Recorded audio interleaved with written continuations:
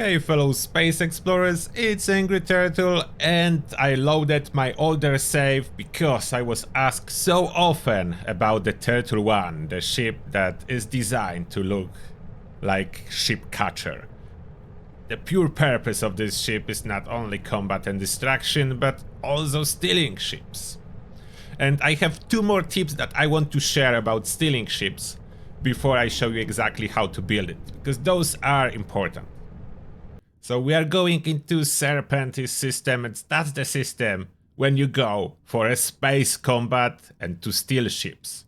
Thanks being to notice there is no EM weapon for this ship, because I want to be able to eradicate enemy ships as fast as possible before I focus on one that I want to capture. So I can take down the ship, then there is one that I want to capture. And how do you do it? You basically take down shields real fast, then you engage in VATS, target engine and fire only weapon number 1 on this ship, which usually ensures quick engine dispatch without running out of action points. As you can see, I still have points that I can use, and then I just dock. I do not wait too long because they are able to still shoot you.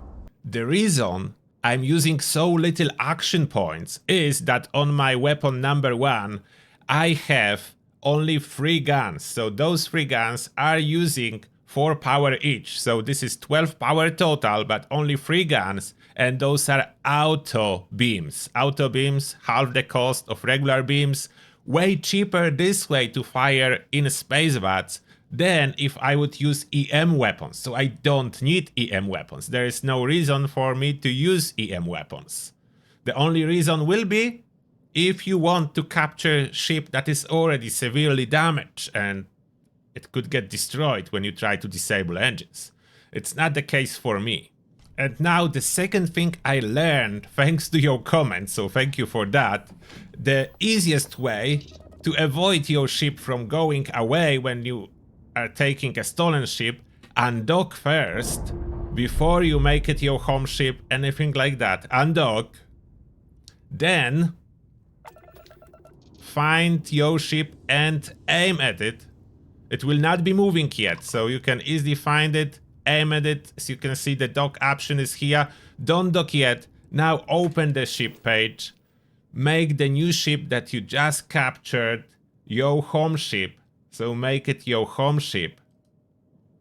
Confirm. Now you can register or don't. I will register it. Confirm. And then, when you exit, quickly press the dock button.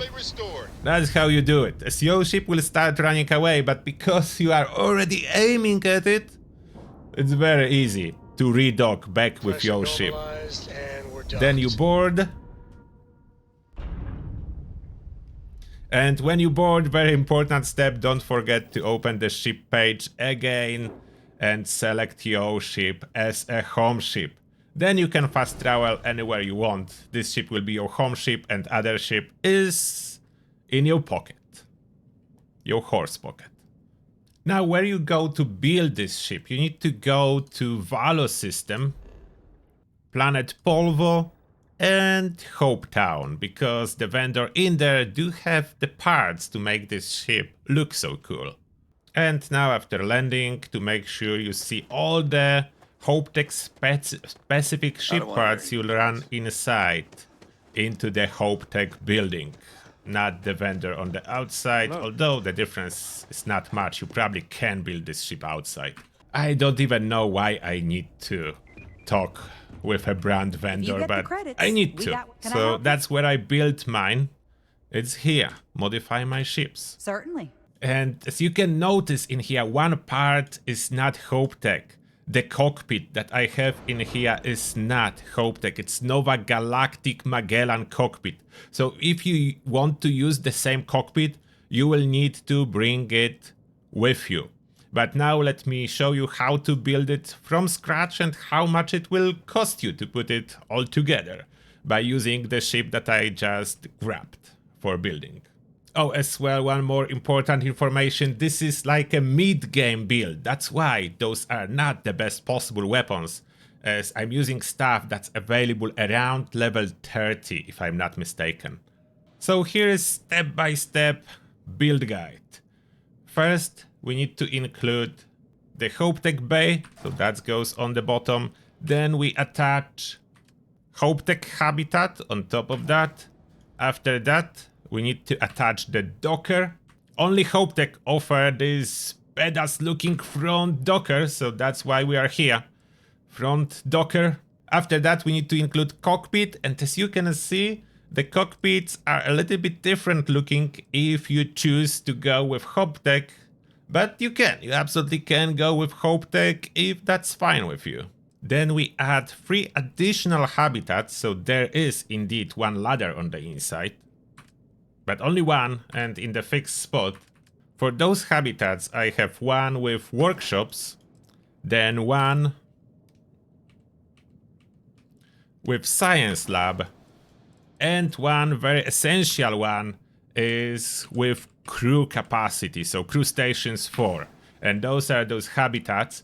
Then essential items for badass look under structural, and only HopeTech is those bumpers.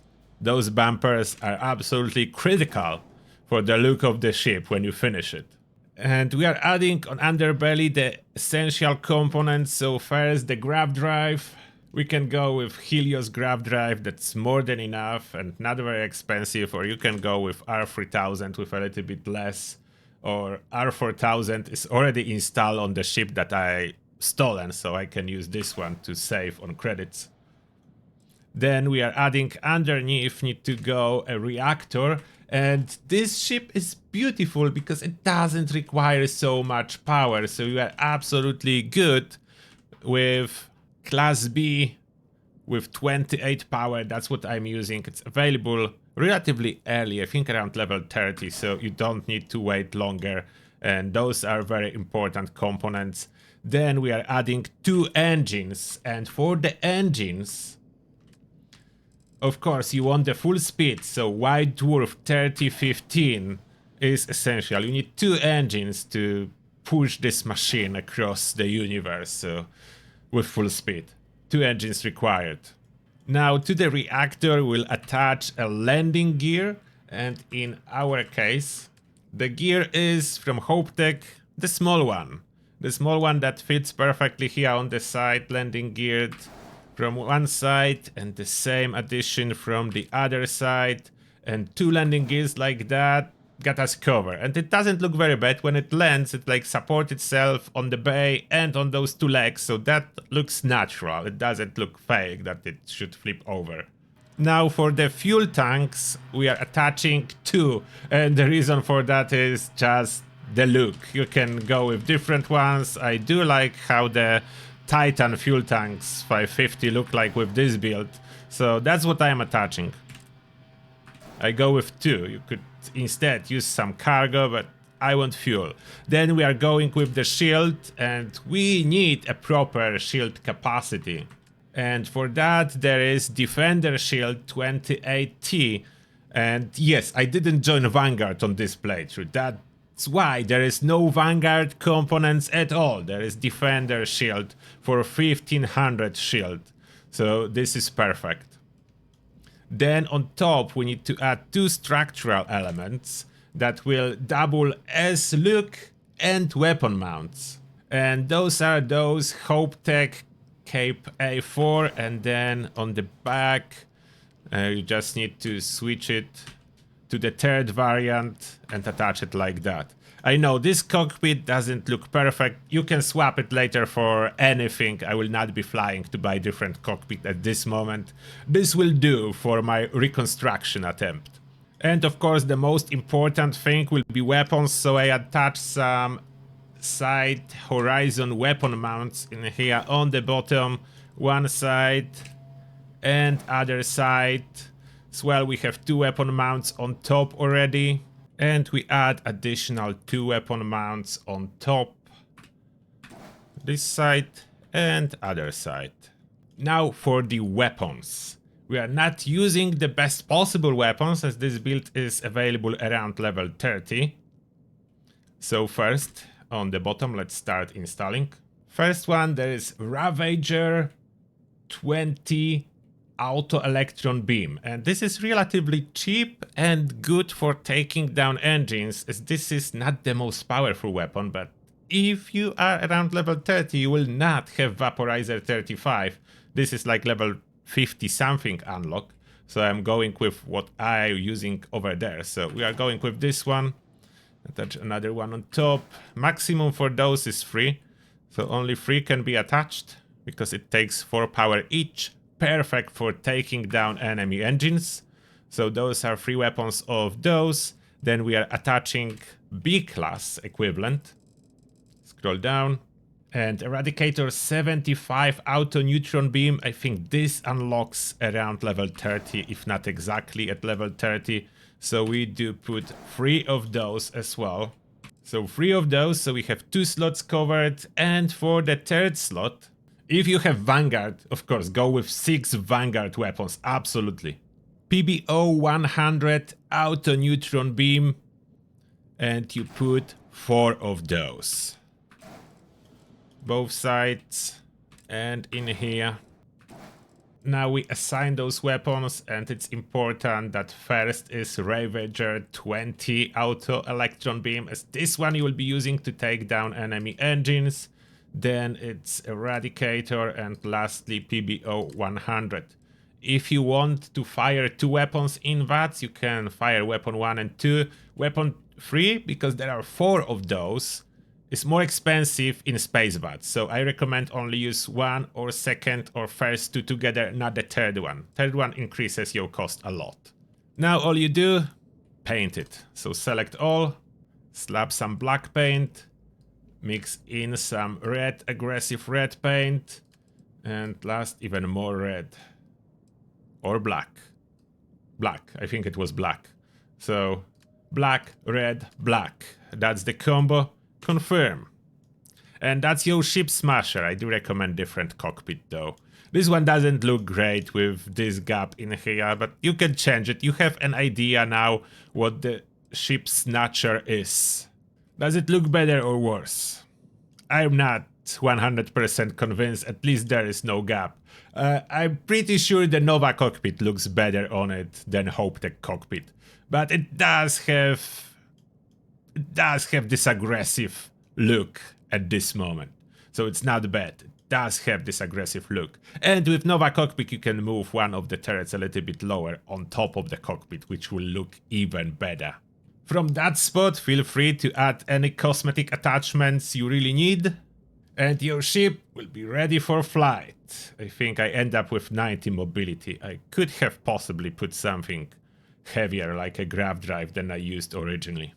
The whole thing will cost you around 250,000 credits, so it's definitely not cheap.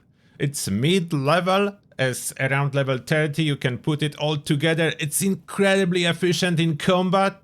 So what else would you like to know? And honestly, 90 mobility is enough. From my experience, everything above 80 is perfectly fine. I would not go below 80, but if you end up above 80, you are absolutely good.